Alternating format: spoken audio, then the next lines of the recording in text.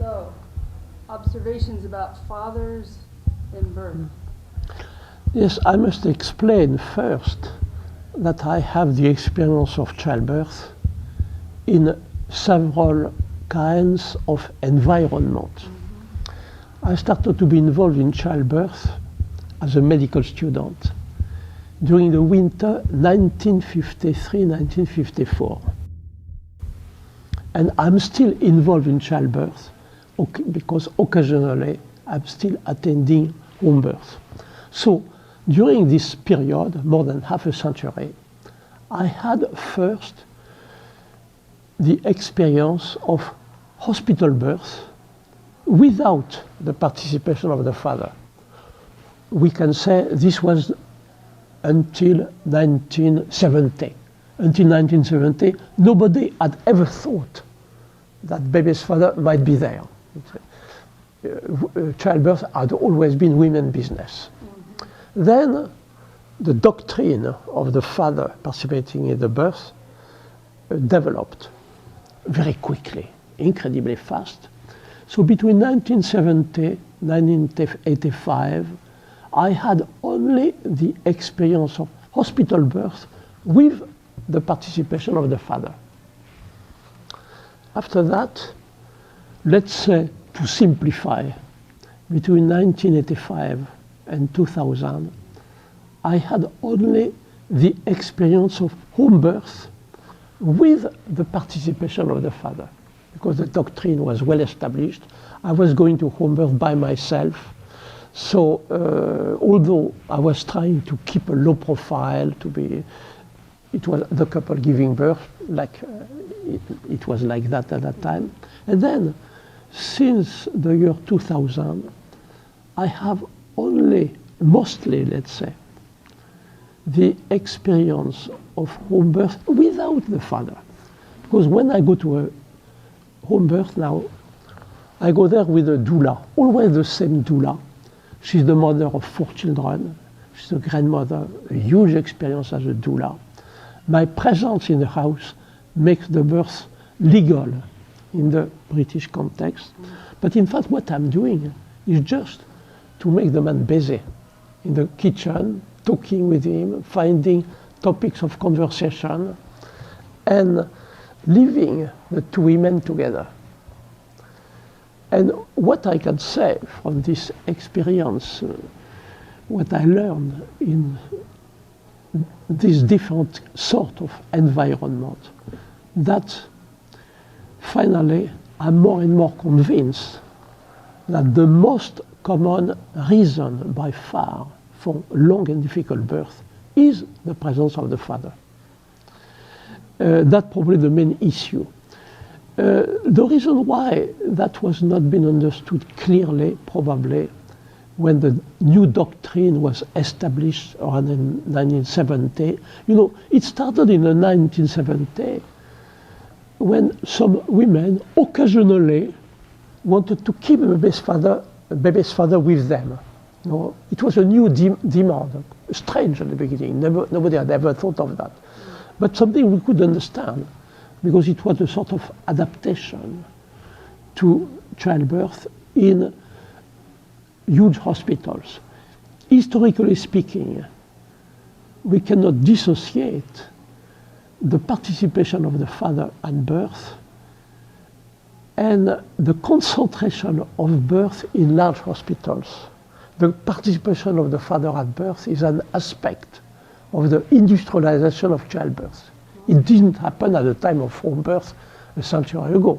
Nobody had ever, a century ago, when most women were giving birth at home, the father was somewhere in the house.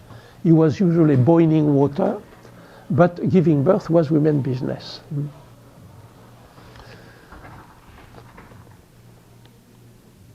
So we have to realize how this new doctrine emerged.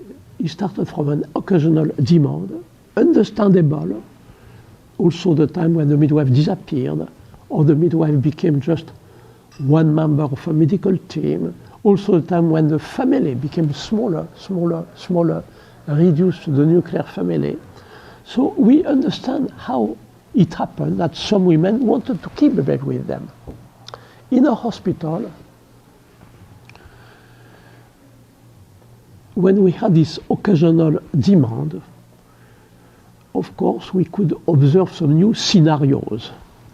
I say in a hospital, compared with other maternity units.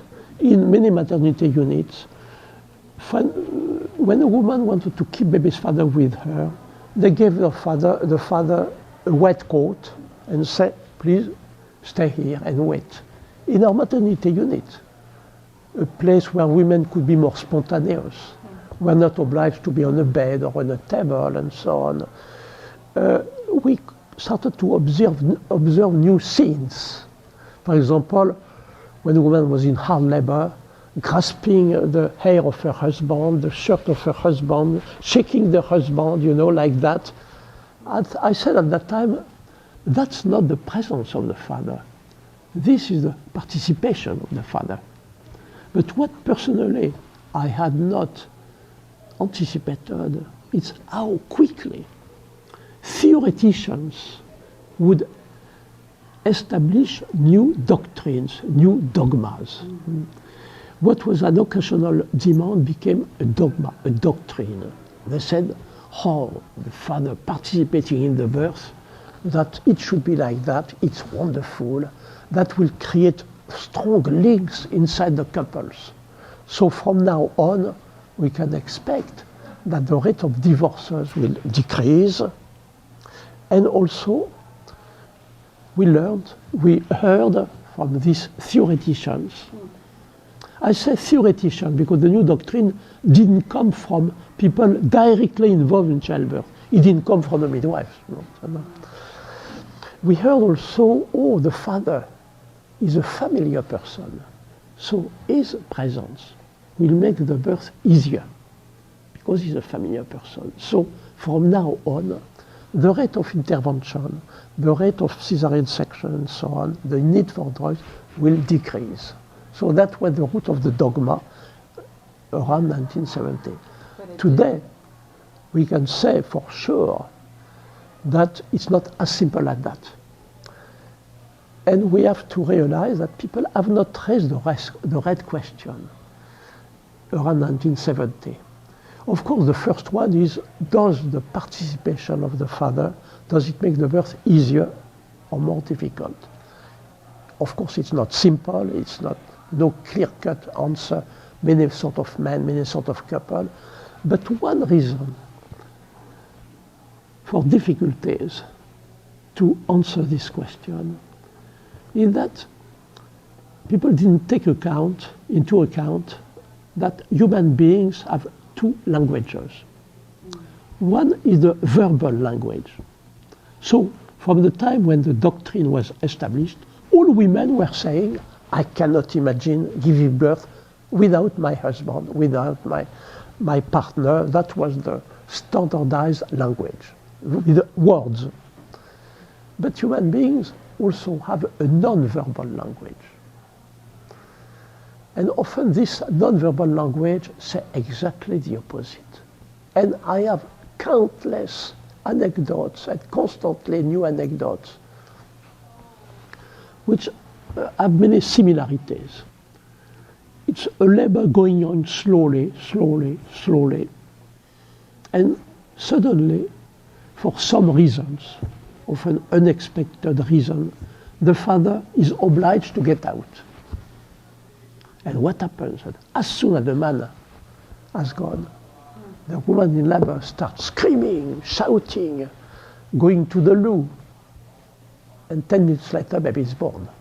And a very, very common story. So with their body, women say exactly the opposite, or can say exactly the opposite of what they say with words. But often when there is such an anecdote, often, probably because the doctrine is strong, people don't establish a link, with the fact that the father had gone at that time.